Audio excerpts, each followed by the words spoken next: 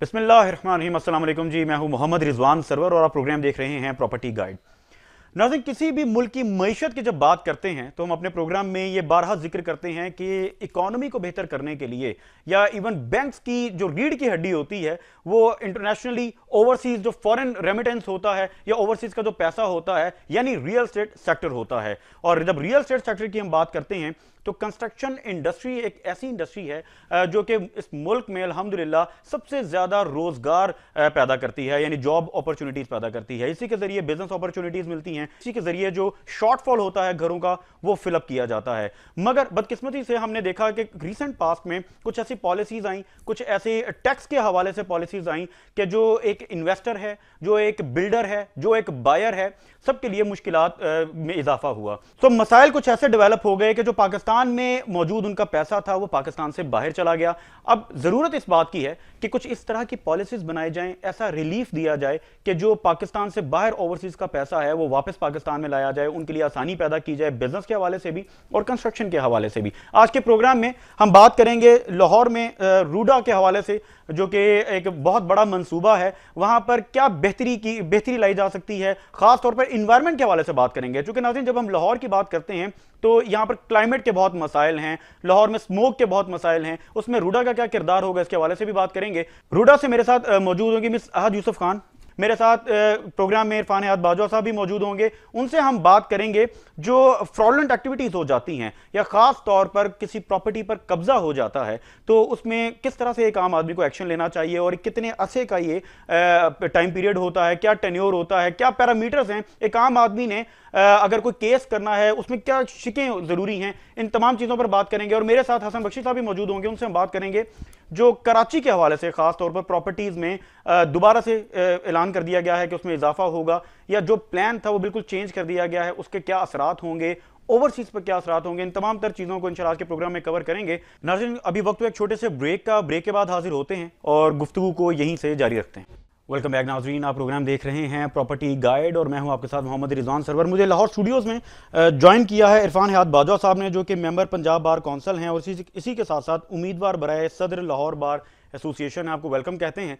और मुझे लाहौर स्टूडियोज़ में ज्वाइन किया है मिस अहद यूसुफ खान ने, जो कि डायरेक्टर रूडा हैं इन्वायरमेंट एंड क्लाइमेट चेंज के। आपको भी हम खुश आमदीद कहते हैं। मिस अहद, आपकी जानिब आऊँगा क्विकली। पहले तो यहाँ से आगाज़ करते हैं कि रूडा के हवाले से जब बात होती है तो ये एक यकीनन एक लाहौर में एक अथॉरिटी है, एक नया शहर आबाद हो रहा है, इसके ब्लॉक्स क्या हैं, वहाँ पर क्या डेवलपमेंट्स हैं, इसके बारे में तो बात होती आई।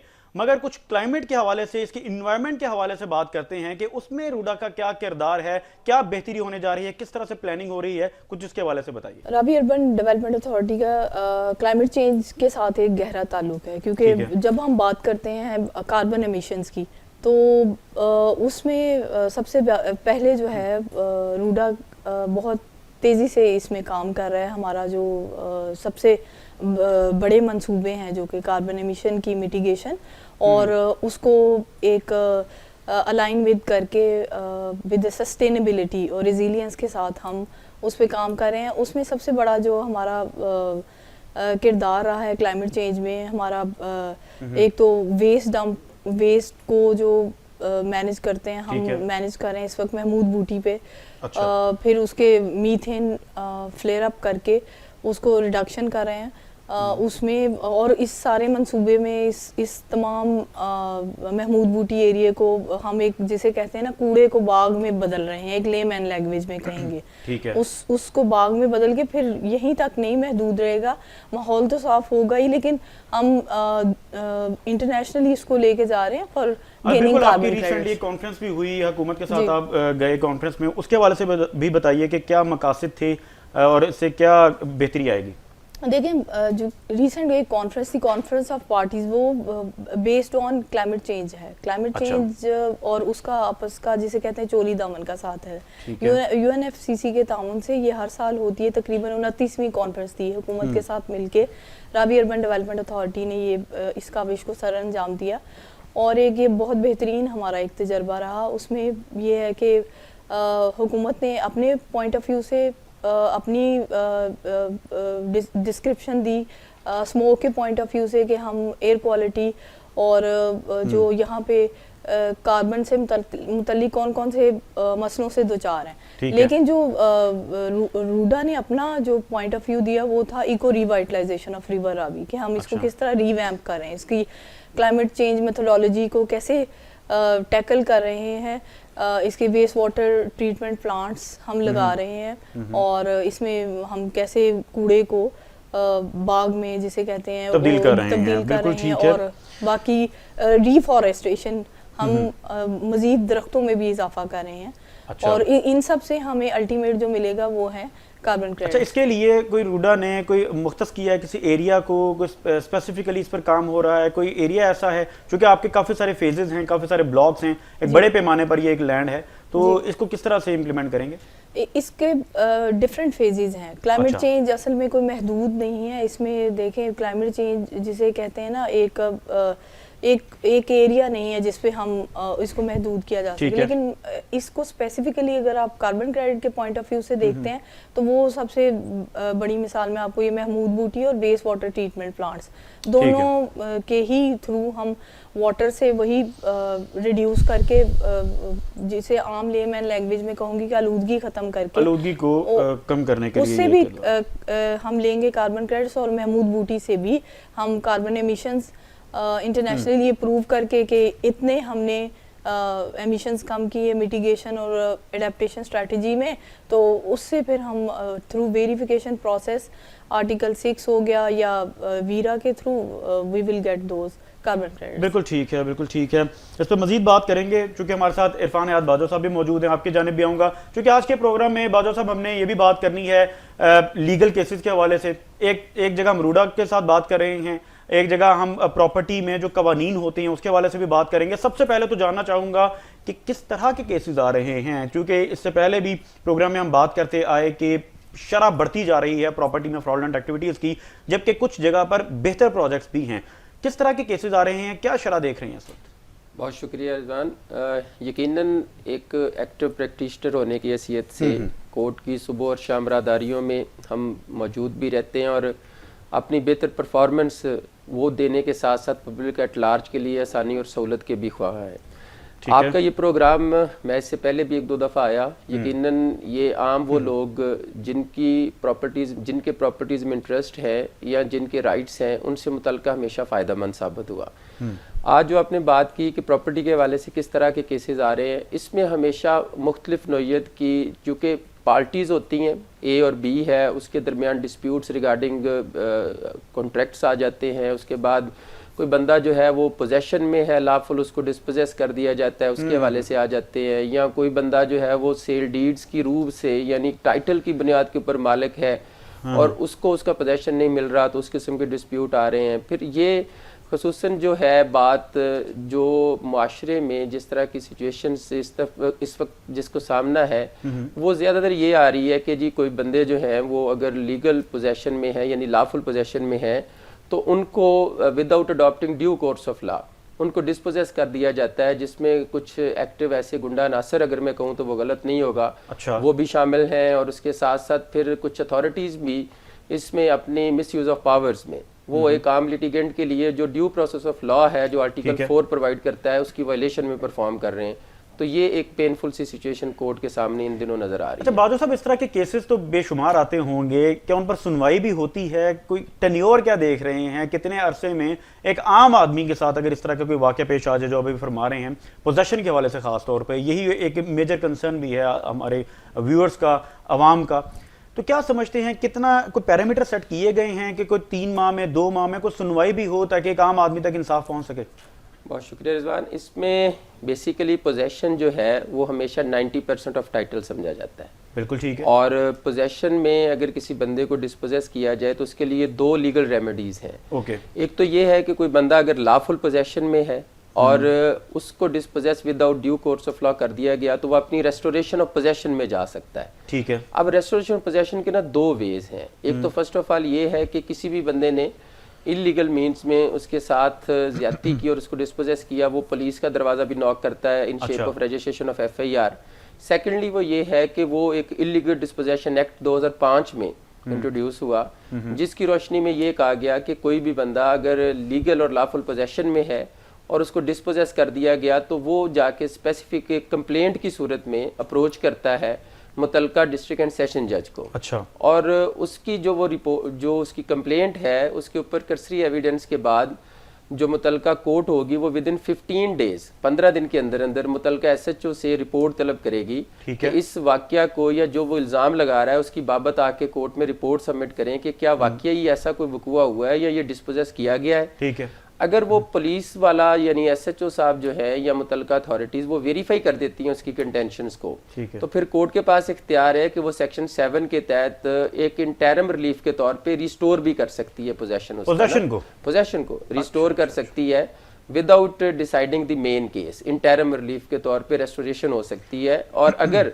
वो उसके बाद रिपोर्ट आ जाती है और कोर्ट कंसीडर करे कि देयर इज समथिंग कि जिसके बाबत एविडेंस रिकॉर्ड होना ज़रूरी है ताकि क्लैरिटी हो सके, तो वो सेटिस्फेक्शन ऑफ कोर्ट के साथ है, वो सेक्शन 8 में फिर जाके उस बंदे को पनिश भी करते हैं जिसने इलीगली डिस्पोजेस किया और रिस्टोर भी करते हैं पोजेशन। ठीक है बाजू साहब, आप देख रहे हैं कि गुज़िश्ता कुछ अरसे से आप भी देख रहे हैं, हम भी देख रहे हैं, पाकिस्तान पूरा देख रहा है, बल्कि मैं यूँ कहूँगा पाकिस्तान से बाहर जो लोग हैं वो भी गहरी निगाह उनकी है इस पर कि पाकिस्तान की अदालतों में जो इस वक्त केसेस हैं वो ज़्यादातर सियासी हैं और फिर वो एक लंबी लिस्ट है उसकी, तो एक आम आदमी की जो सुनवाई है वो नहीं हो पाती। और यकीनन आप सही फरमा रहे होंगे कि इस पर वर्किंग तो होती है, इम्प्लीमेंटेशन भी होती होगी किसी हद तक, लेकिन ज़्यादातर केसेस ऐसे हैं जिनको लंबी तारीखें दे दी जाती हैं और फिर आम आदमी को तो पता ही नहीं ये पिटीशंस क्या होती हैं, या आम आदमी को ये भी नहीं पता क्योंकि कानून हमें पढ़ाया नहीं गया उस तरह से, ना उनको ये अंदाज़ा होता है कॉन्ट्रैक्ट में कौन सी शिकें होना ज़रूरी हैं। तो आपको लगता है कि इसका जो सियासी बहरान है या सियासी केसेस कह लें, इनके असरात हैं हमारी अदालतों पर? इसमें कोई दूसरी राय नहीं है। सियासी बहरान और जिस तरह का लास्ट मैं ये कहूँगा कि 26 अमेंडमेंट के बाद एक कोर्ट्स के हवाले से सिचुएशन सामने आई और उसके ऊपर एक जुडिशल कमीशन के होने के बावजूद एक पार्लिमानी कमीशन की बात सामने आई, तो कोर्ट्स के हवाले से इवन अपनी जो शनाख्त है या आइडेंटिटी वो भी अंडर क्वेश्चन चली गई, जिसमें आप अगर देखें कि ऑनरेबल सुप्रीम कोर्ट के ऊपर अगर इस किस्म की कोई पिछले 3-4 माह से रोज़ाना की बुनियाद पर डिबेट्स होती रही, हम ये नहीं बात करते कि कोई अदारा जो है वो अपनी एक्सेस ऑफ पावर्स में जाए, लेकिन जब अदारे इंडिपेंडेंट हैं तो वो अदारे इंडिपेंडेंट रहते हुए अपना मुस्बत रोल अदा कर सकते हैं।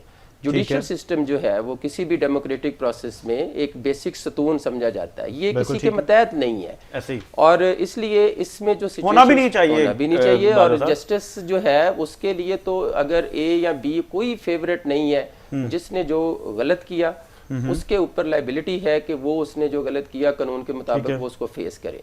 तो अब इन केसेस में जिस तरह सियासी बहरान है, इस तरह अदालतों में भी असर है और केसेस में फिर लंबी तारीखें भी पड़ती हैं, लेकिन जुडिशल जो लोअर जुडिशरी है इसके बारे में मैं वजाहत कर दूं रिजवान, ये एक अपने सिस्टम के तहत चल रही होती है। अच्छा, ये एक अपने सिस्टम के तहत चल रही होती है।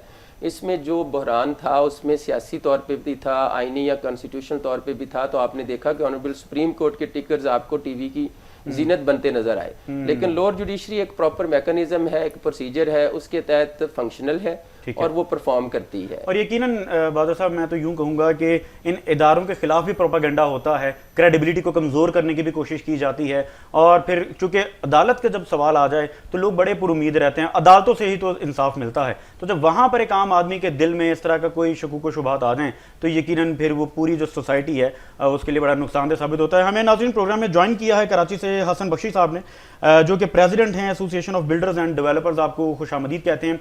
हसन बख्शी साहब आपकी जानिब आऊंगा, क्या कहेंगे? सबसे पहले तो बात करते हैं एफबीआर ने जो प्रॉपर्टीज की वैल्यू में जो इजाफा किया, गुज़िश्ता प्रोग्राम में आपसे बात भी हुई इस हवाले से।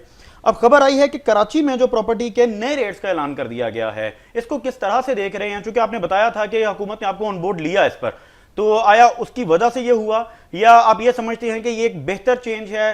क्या इसको किस तरह से देख रहे हैं? बिस्मिल्लाहिर्रहमानिर्रहीम, आपका शुक्रिया जनाब।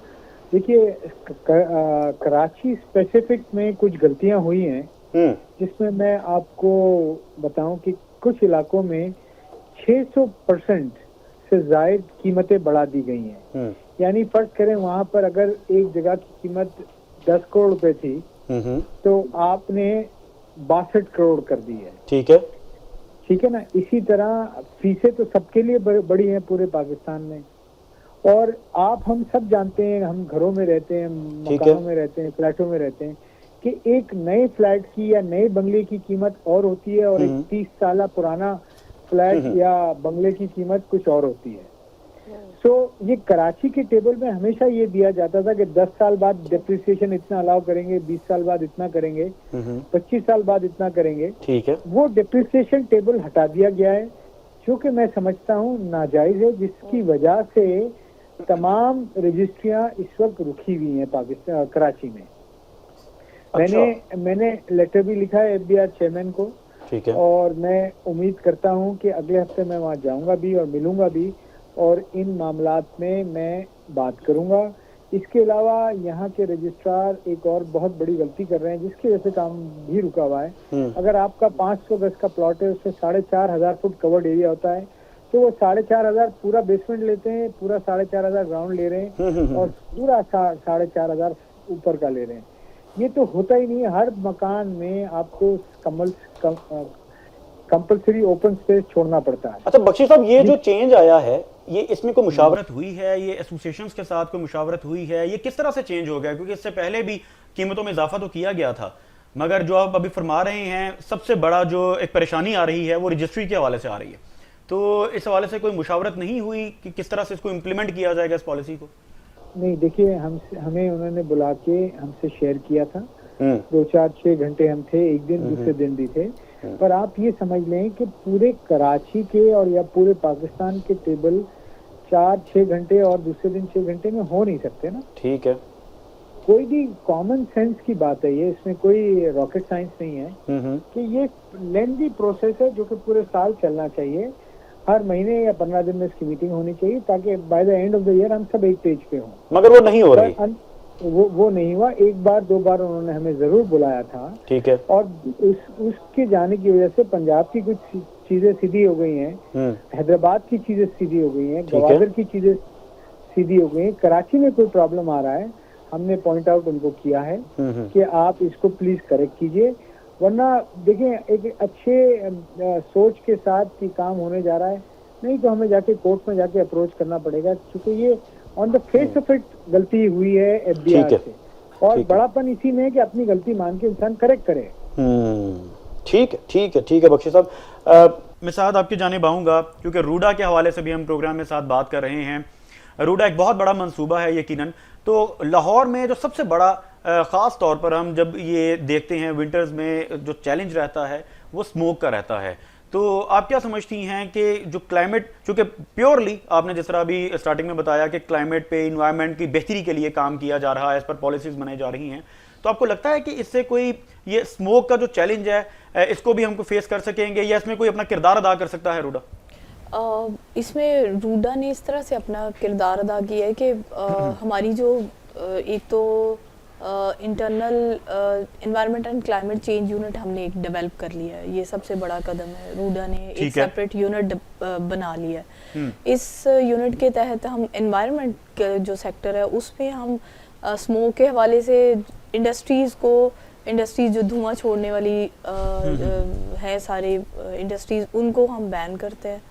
अच्छा। उस पर एक सख्ती से अमल दरामद होता है हमारी पॉलिसी में कि उसमें पैरालिसिस प्लांट्स हो गए, जो भी उसमें इंक्लूडेड है, जिसमें हमें जहाँ पे लगता है कि माहौल ख़राब हो रहा है या स्मोक में इजाफा हो रहा है, वो फ़ौरन इंडस्ट्री को बगैर किसी हुज्जत के हम बंद कर देते हैं उसी को। हाँ, मैं शुरू से ये बात कहती हूँ कि banning is not the solution.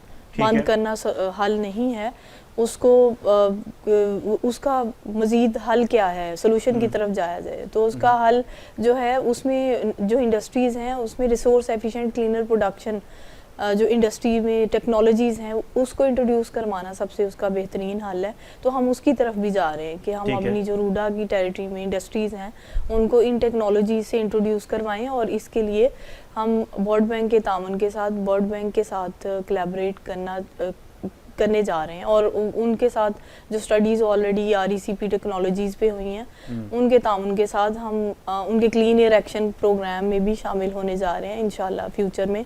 और एक हुकूमत के साथ मिल के हम इंडस्ट्री पॉइंट ऑफ व्यू से स्मोक का तदारक करते हैं। ठीक है। अच्छा, ये बड़ा इंपॉर्टेंट एक सवाल है कि इंडस्ट्रीज भी अब लगाएंगे या किसी भी किस्म की कंस्ट्रक्शन तो करनी ही है, कंस्ट्रक्शन से ही ये डेवलप होनी है कम्युनिटी जी। तो कंस्ट्रक्शन में कोई अहम इकदाम उठाया जाए कि कंस्ट्रक्शन की भी जाए और इस तरह से की जाए कि आलूदगी भी ना हो, कोई इस हवाले से भी कोई पॉलिसी बनाई गई है जो कुछ बेहतर इकदाम हो सके, क्योंकि अल्टीमेटली कंस्ट्रक्शन ही बंद कर देंगे फिर तो कोई इसका हल नहीं है। जी, ये आपका बड़ा बेहतरीन सवाल है, क्योंकि जो PM 2.5 है जिसको कहते हैं, ये बढ़ता ही ये इस डस्ट पार्टिकल्स के साथ है कि ये जब हवा में जाते हैं मौलक हो जाते हैं तो विजन ब्लर करते हैं, इसी को बेसिकली स्मॉग कहते हैं।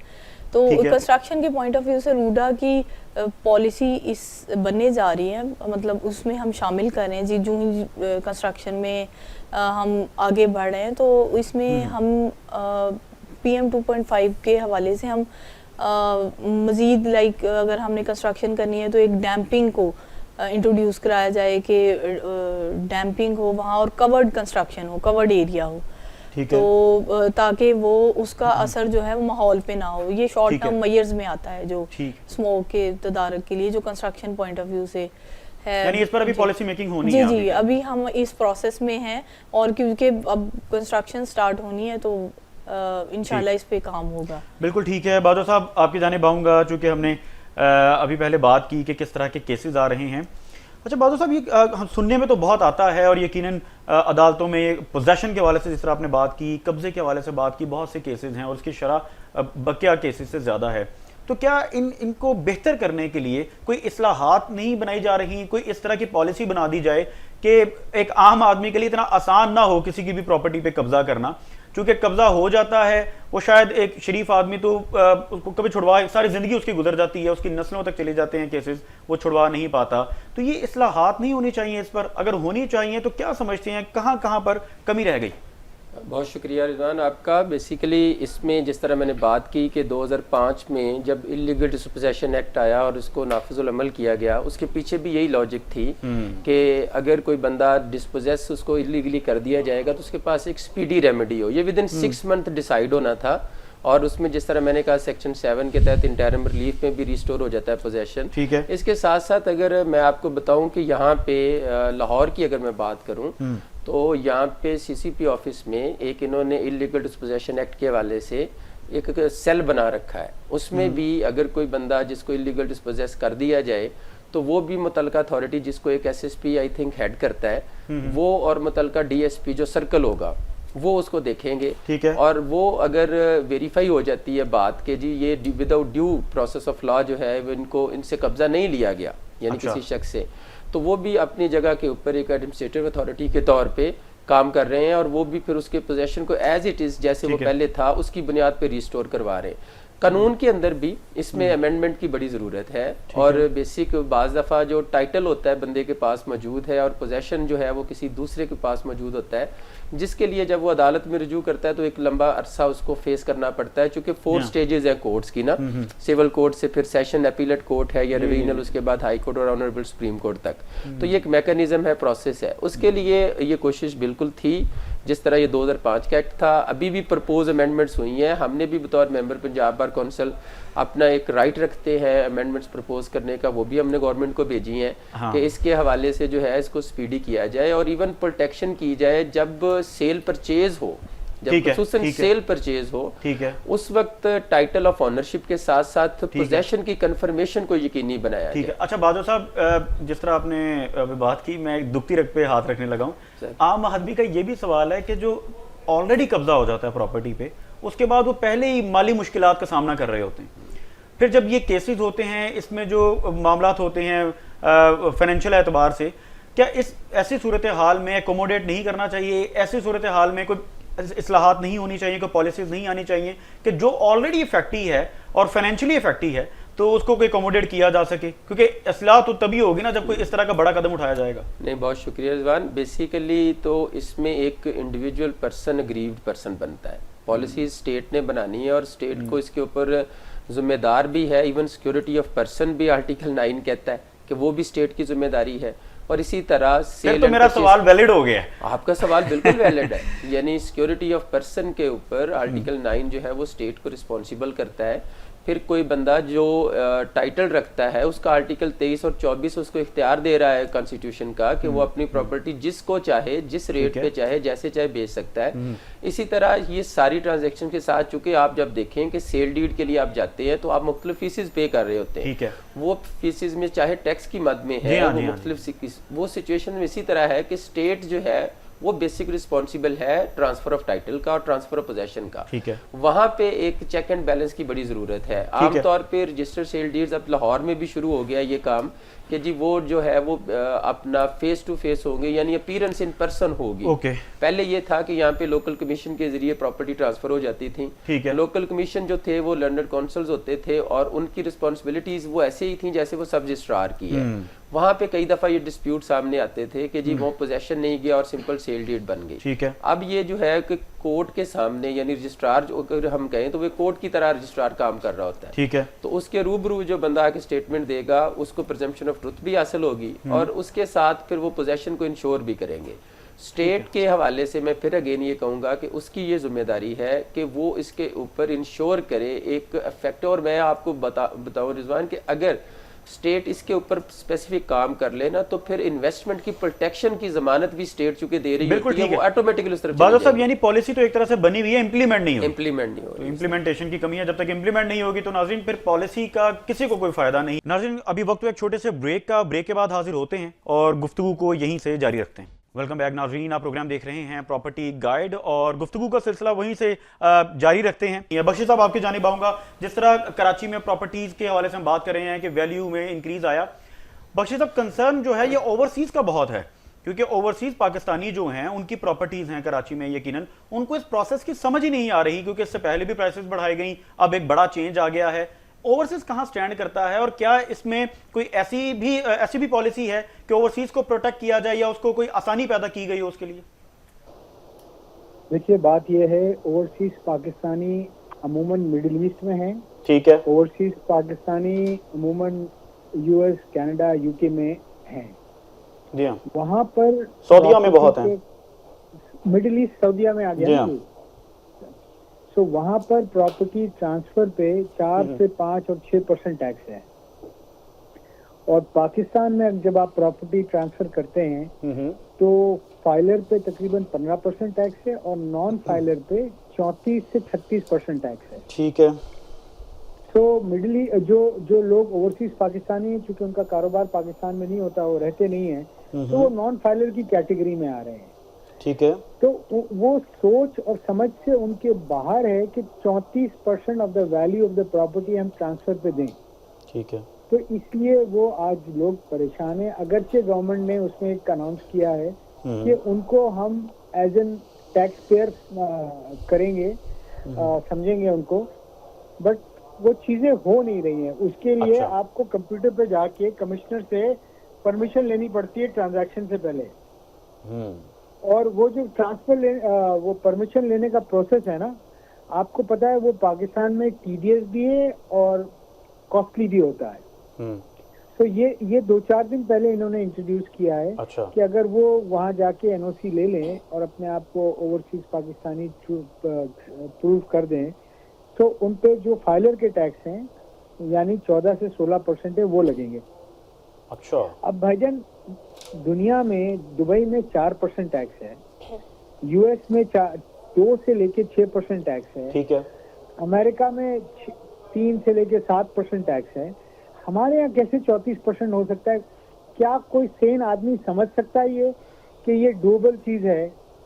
अब गवर्नमेंट ऑफ पाकिस्तान ये करने जा रही है। तंग करने वाली बात है एक तरह से ओवरसीज को, बख्शी साहब, यानी कि उनको यहाँ से भगाने वाली बात है, अगर मैं सादा अल्फाज में कहूँ। इस तरह तो पाकिस्तान में जो इन्वेस्टमेंट मजीद क्या करनी है जो पहले कर रखी है, ओवरसीज तो यही चाहेगा कि इसको भी बेच बिचा के वो बाहर ही सेटल हो जाए। और इस तरह गुज़िश्ता एपिसोड में हम बात भी करते हैं कि अरबों डॉलर्स हमारे जो सिर्फ गल्फ में चले गए और अभी यूरोपियन कंट्रीज की बात नहीं हुई। तो इस तरह की पॉलिसीज आएंगी तो मकसद क्या है इसके पीछे? इस तरह की पॉलिसीज के पीछे पाकिस्तान में पैसा लाना है या पाकिस्तान से बाहर लेके जाना है?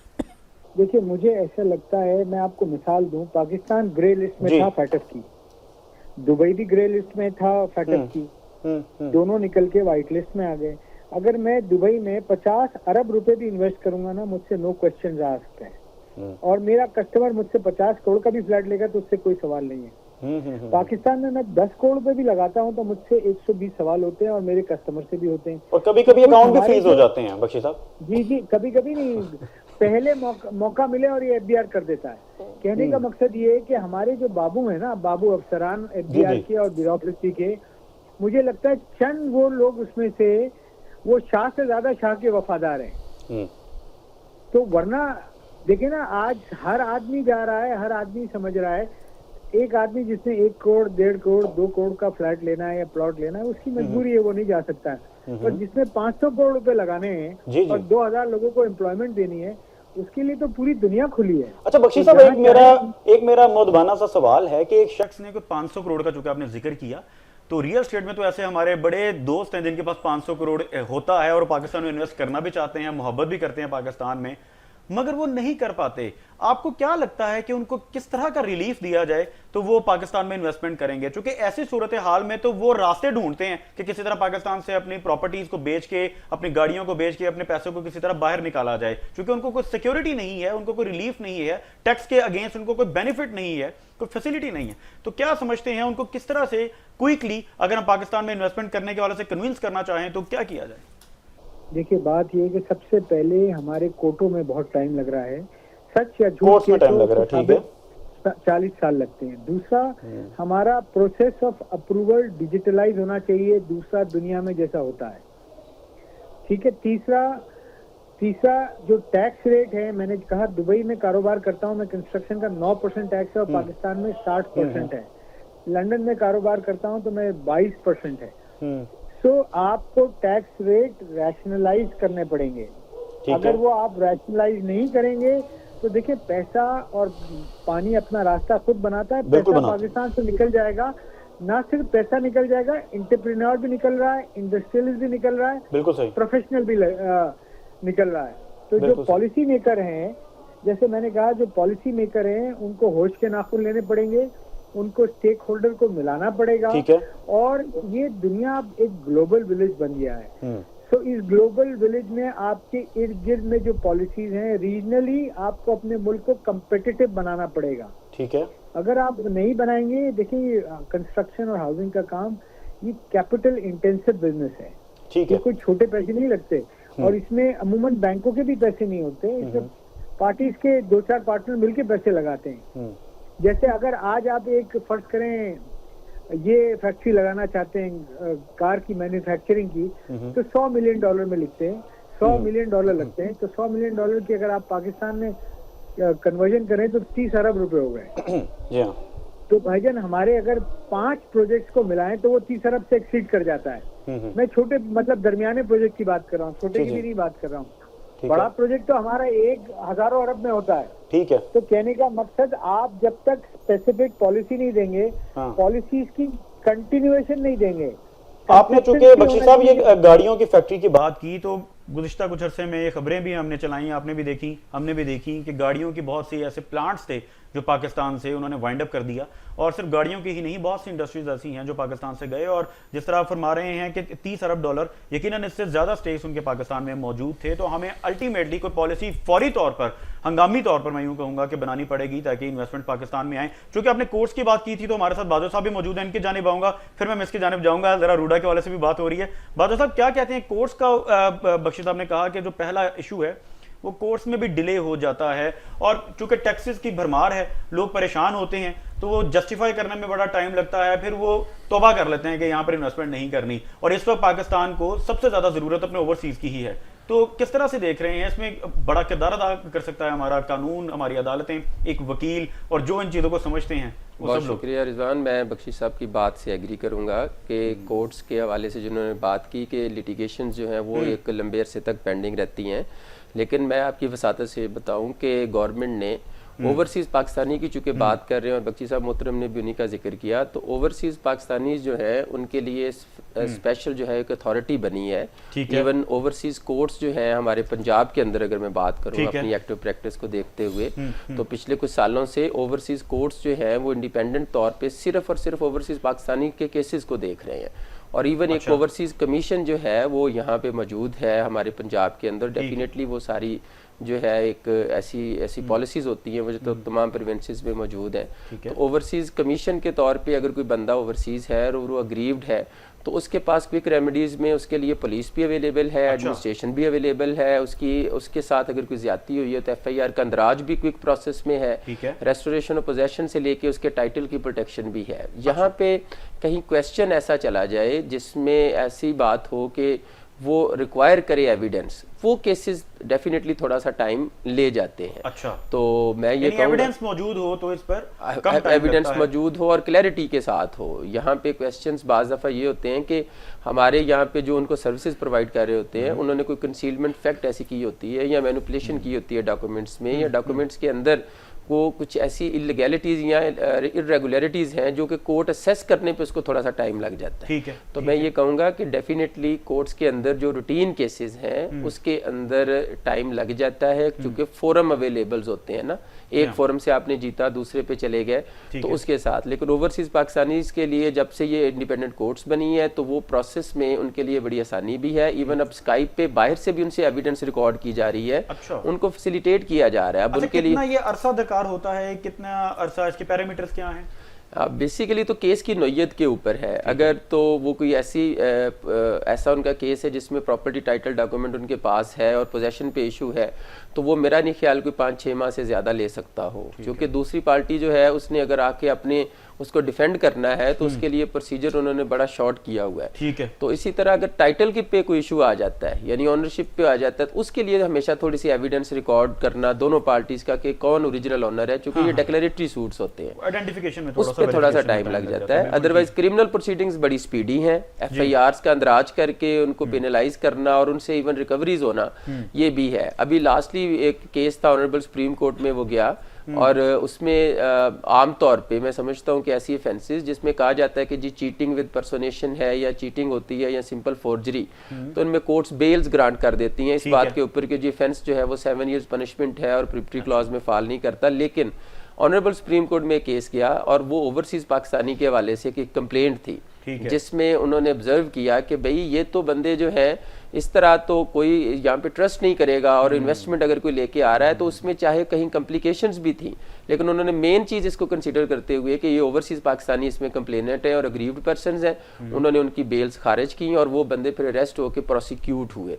तो इसलिए मैं ये अर्ज करूँगा कि प्रायोरिटी दी जा रही है कोर्ट्स के अंदर ताकि इन्वेस्टमेंट में ओवरसीज पाकिस्तानी का ट्रस्ट बहाल हो सके। अच्छा, क्विकली चूंकि वक्त कम है, बाजू साहब ये भी बता दें, ओवरसीज पाकिस्तानी ने कोई इस तरह से कोई क्लेम करना हो, कोई केस करना हो तो उसका तरीकाकार क्या है? अच्छा, उसमें दो चीज़ें हैं। एक तो जिस तरह मैंने बताया कि एक ओवरसीज पाकिस्तानी कमीशन मौजूद है, वो उसमें अपनी फौरी तौर पे कंप्लेंट इवन वो ऑनलाइन भी है उस पर भी वो कर सकते हैं, ऑनलाइन पे भी कर सकते हैं। दूसरा ये है कि यहाँ पे जो अथॉरिटीज़ इन्होंने बनाई है उनके बाकायदा ऑफिस मौजूद हैं, उनको आप रजू करेंगे जिनमें पुलिस के फंक्शनरीज भी मौजूद होंगे, एडमिनिस्ट्रेटिव में रेवेन्यू अथॉरिटीज़ भी मौजूद होंगी।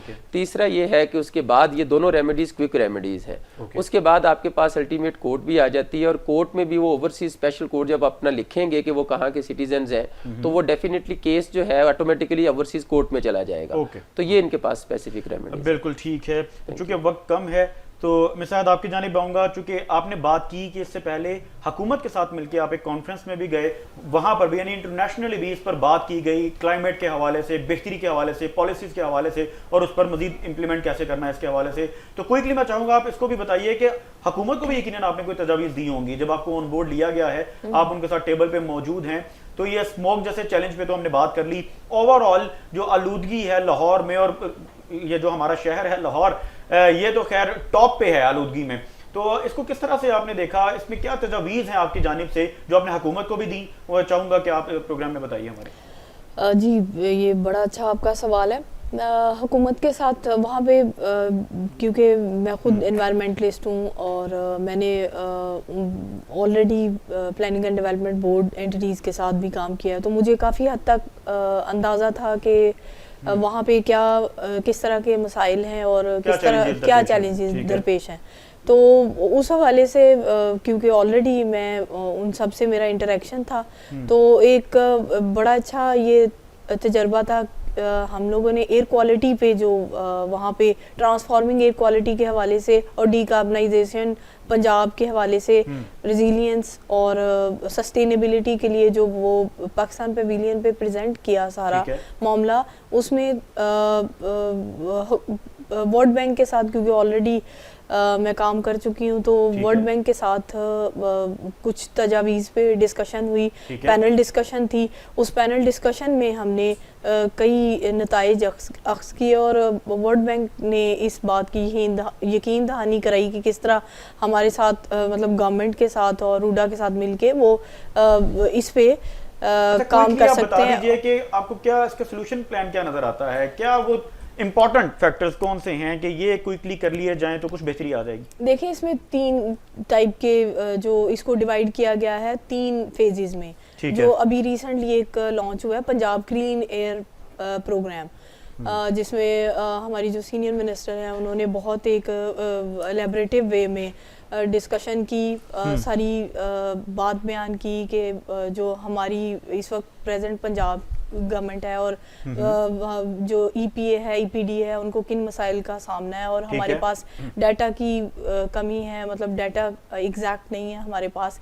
उसके लिए उन्होंने सारी वो डिस्कशन की जिस पे I was really very much astonish के मतलब मिनिस्टर हैं and she has this much knowledge, बहुत डीप नॉलेज था उनका।